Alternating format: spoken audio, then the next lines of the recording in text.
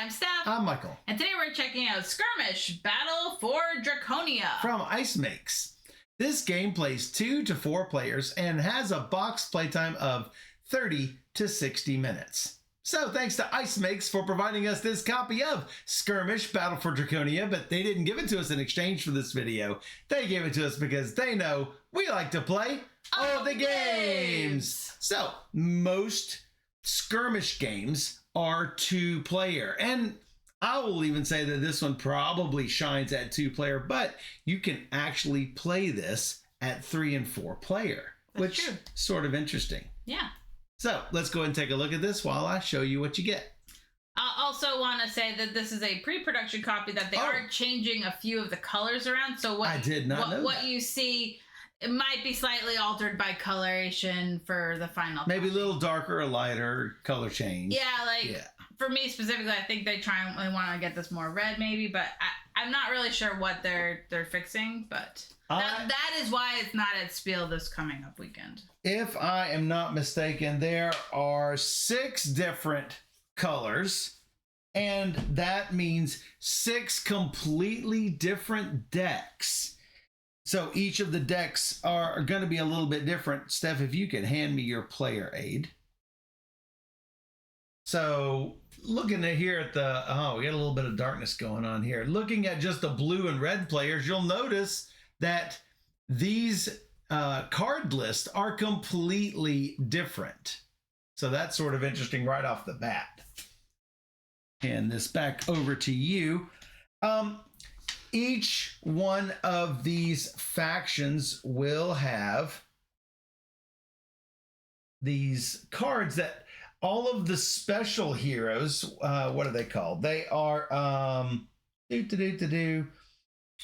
Leaders? Your champion, your leader and your 2 champions. So yeah, this is one of the champions, another champion, and my leader. All of these cards, you'll notice that the silver on here is reflective. Sort of hard to get the reflection without getting a reflection on the card itself, but this silver is shiny silver. Steph's is like that except gold, right? Red. Oh, yours is red. Nice. The shiny red. Easier to see the red, I think. Yeah, a little easier. By the time they see the shine on the red, they're seeing the shine on the card as well. Yeah. So that bow is shiny. It's gorgeous. So, beautiful artwork. You've got multiple copies of some of the cards, but there's 8 unique designs in each faction. So, what you're going to do is you're going to start each player with 10 life, and a random player is going to be chosen to go first.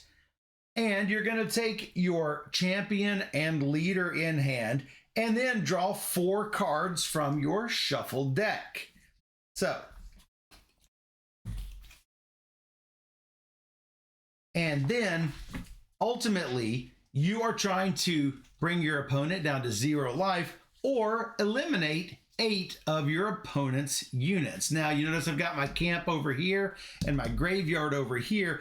If we were playing 3 players or 4 players, you would have other player mats going in a square formation. If you are playing with 3 players, ultimately, what this means is normally when playing 2 players, each line will fight each other. When playing with 3 or 4 players, these edge lines can attack the adjoining neighbor's edges, and the middle lines can attack anybody's middle line. And so I would not be able to attack the 4th player's far lines, nor would I be able to attack blue or red's far line. I would be able to attack these 2 and these 2 middle lines, but that's all I would be able to attack from this position here. Now, these 2 could square off against each other because ultimately it's as if they were right here going back and forth towards each other. So, but with 2 players, you don't have to worry about any of that. So, we've only played 2 players, so I'm not sure what the experience is like with 3 or 4. So first thing you're going to do is you're going to take your cards and simultaneously deploy 3 units. So I'm going to put 3 cards here. Steph is going to put 3 cards over here of the 7 that we have in our hand. Then we're going to do what's called the order phase. We have to reveal all of our face down units with haste. And that's the same symbol that's on the first player banner. Taking a look at mine. Steph does have one with haste. Had we both had one with haste, I would have broken ties because I hold the first player symbol. But Steph has haste, so she gets to be the one who she is going to act first. So then we're going to do the action phase where we're going to take turns to act in that order. Hopefully I did not put things that are weak on defense because you're going first. First, if any of Steph's units have arrows, then she can perform 1 single arrow strike. Well, she's got it right there and another one right there. So she will select one of the opponent's units as a target regardless of its position. And then we're going to compare the number of arrows that her units possess. If it's greater than the defense of the target, you eliminate the target. And if you do more damage than that, you're going to eliminate my health. So you've got 2 units. So an attack of 2. Who are you going to attack? The middle one. The middle one. Okay, well, I've got a 1, so you have eliminated this unit. And I take a damage, just like that. Then she's going to take her main action. She can either do a skirmish, a cautious attack, or rest. With a skirmish, all 3 are going to attack. But if I've got any of these that are waiting in ambush, then I am going to instantly eliminate her unit. If she does cautious, though, then only one of hers can attack, and it ignores that ambush. Or if she skirmish attacks with all 3, cautious with 1, rest does nothing, but she's going to gain a couple of supply tokens. So what we're going to do is, let's say Steph is going to attack. She's going to, if this were not revealed, she would reveal it, but it's already revealed. It's a +1 because it has. She's got a 3. You've got a +1 effect from another card, but I've got a 3. Well, 4 versus 3 is a dead unit and 1 life gone. Now, this one, you can then attack. You've only got a 1 here. Now, did you want to do a cautious attack? Assuming you were not too, you weren't sure that you could probably kill with this 1, but you could. I would still go for it because I'm Leroy Jenkins. So 1 versus 3. Well, it's really a 2. A 2 versus 3, not enough. So, and you don't track damage on these.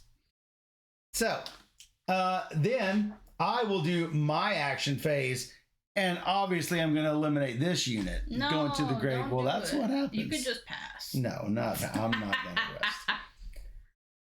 So, after the action phase, we will do the backline phase. After we've taken our turns, we're going to reveal all of the face down units that remain. If there's any units that have certain keywords, they might give supplies or fortifications or revive abilities or the bombard ability based on mostly on the faction that you're using. Some units, some factions have those abilities and others do not. Then, starting with the player with the first player token, we retrieve 1 card from camp over here to hand. And if there's no card in it, obviously there is none at the first turn. You just skip the step. Then you can spend supply tokens for their effects. You spend 2 of these. They look like little treasure chests. Spend a couple of them to restore a health. Spend 1 to retrieve an extra card from your camp, or spend 1 supply to put on the battle line, and that's going to give +1 attack for the next attack. Then we're going to do upkeep phase, where we move all of our units on the field to the camp, and then we're going to draw 2 cards from the top of the deck. And those go over to the camp. You had killed 2 in my life. So rude. Oh yeah, because of the attack. So we're going to keep going till 0 or less health or 8 or more units in the graveyard. The game ends. The surviving player just wins the game immediately. Alternatively, if neither of those happens by the end of the 6 rounds, your deck should be empty because you only have, currently I've only got 8 cards in hand. I just drew 2, and this would be the second round coming up. If you get to the 6th round, there should have at the end of the 6th round, there should be no cards left in hand. Player with the most health wins. Yep. Simple as that. Pretty cool skirmish, because I like that there's like so many different like decks to play with and try out, because there's different, you know, strategies to try. Well, once you get good at it, there's a deck construction and draft variance. That's cool.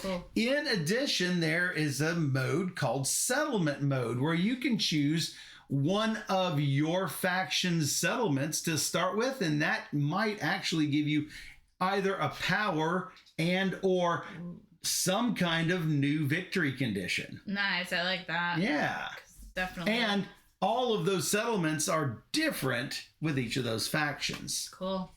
So lots of different game modes and variants to play. Let's see what else we've got here. Yeah, they've got all of the draft and deck construction variants are all in the advanced rules. And we enjoy the Ice Makes company quite a bit. I mean, they brought to us Age of Galaxy and the Age of Civilization. And the new one we just got in the mail today, Epoch's Course of Culture, the Kickstarter delivered. Nice. So that's very exciting that they were able to get that out for everybody, even during all of the... I mean, the game is like 20 pounds. It's like super heavy. It's so much stuff. So I am excited to dig into that. So definitely be sure to check out all their games. And so look for this soon. I don't think it'll be at Spiel, but it'll be soon after.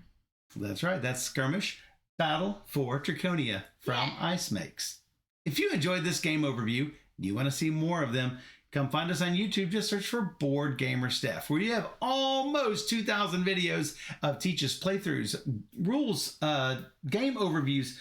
I've lost my train of thought. Top 10 and weekly recaps. Or even better, you can join us live on twitch.tv/BoardGamerSteph, where we stream every Wednesday and Sunday night at 5 p.m. Central, and we bring you 3 games or more every single stream. So come join us on Twitch, where we bring you all the games. And for those on Twitch, we'll be right back.